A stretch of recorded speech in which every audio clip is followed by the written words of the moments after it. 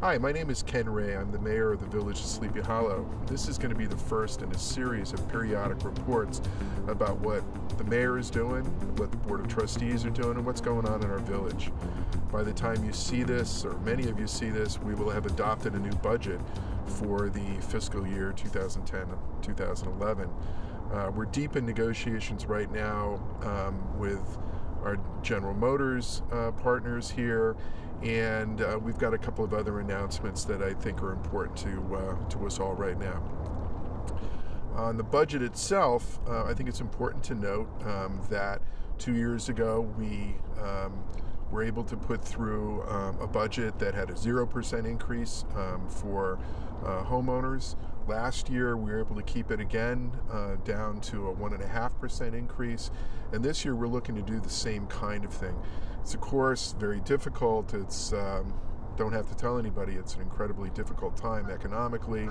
The whole country is hurting, and we're trying to be very, very cognizant of that as we look at what we're going to be doing in terms of spending in the coming year, and recognizing that a huge part of that comes out of you and your taxes that you pay to the village. We're being very careful and looking forward to coming in with a budget with the same range. With General Motors, we are in weekly contact with the folks in Detroit, usually through conference calls, and have been working very, very hard to finalize a deal to bring this down to getting a real development project started here. I want to remind everybody of something that's very, very important. There's the process of bringing this development along is one that's been going on, as you know, for many, many years. But what's important about that process is to remember that a large part of the deal, of the development itself, what's going to actually happen on this site, has already been set by previous board decisions. We're not in a position, we being this current board, are not in a position to go back and say we're going to do over, we're going to change what's been there. Between what has been covered in the FEIS and what was decided in the finding statement by a previous board, and then was subsequently confirmed by a court decision, means that there are a number, all of the major elements of this project are set. So it's over 1,100 units of housing. There'll be a new hotel. There's a certain amount of commercial space that's coming in. So those major components are there. So it's not the kind of thing that this board or even a subsequent board could come back and say, hey, we want to change it and do something else. There's been a lot of very interesting ideas that have been thrown out there. Some somewhat fanciful and others much more realistic, but none of those things are going to be able to happen without going back to the very beginning of this project and starting all over again with a planning process. That is not something that I expect is going to happen. We are very close to finishing off an agreement with General Motors that will lead to a special permit, that will lead to ending the litigation between us and General Motors, and then moving on to developing the site. I believe that General Motors, once armed with a special permit, will actually move to sell the site and will not participate in an ongoing development of the site, but will go back to making cars and trucks, and we'll leave it to a developer who will then begin to build it out. Clearly, this is very important to the future of the village. It's the biggest development site in Westchester. It's the biggest one on the entire Hudson River. The site itself is actually larger than Battery Park City. I mean, this is going to be $1 billion development, and will be huge for the future of the village. So we need to be cognizant of that. We need to understand what the impact is going to be as we go forward. Clearly, there's a huge tax difference to the village and to our school district, and we are excited about the possibility that we can get this done in the very near future. Right now, I'm cautiously optimistic that we can actually get this done this year, and that the sale will occur this year.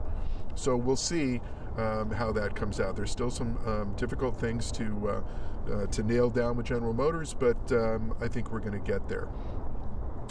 The next, and even a more immediate problem for us, or project for us, is our water supply. It's important for all of you to know that we have, for our current needs, much less for the need to accommodate a future development here in the village. For our current needs, we're undersized in terms of our water reservoir. We've got a water reservoir that was put together in 1925 up in what is now the Rockefeller State Preserve. It has a capacity of over 800,000 gallons, which seems like a lot until you look at what our planning needs are as we look out to the next 50 years or more. We need probably 2.4 million gallons in order to adequately supply what our needs are today, plus future development and other needs in the village. This is a critical issue for us, and we're working very hard to get that, get a new reservoir sited and then get into construction there. We've been making some changes within Village Hall and some of our key management positions, and one of the most important of those is our Chief of Police. Just a few weeks ago, we brought on John Kopika, who had recently retired as the Chief of Police in Greenburgh, a guy with a huge amount of experience, very talented, very committed police officer, and he's our new Chief of Police and will be for the coming year.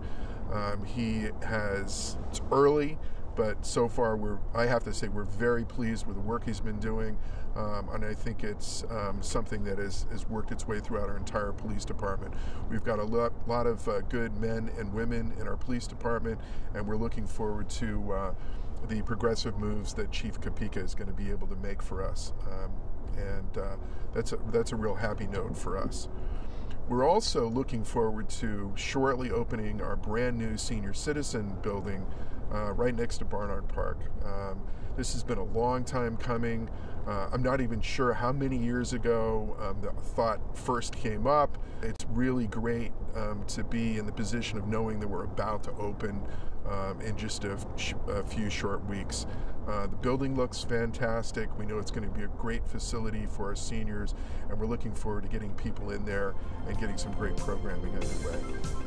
I look forward to talking to you again in the future.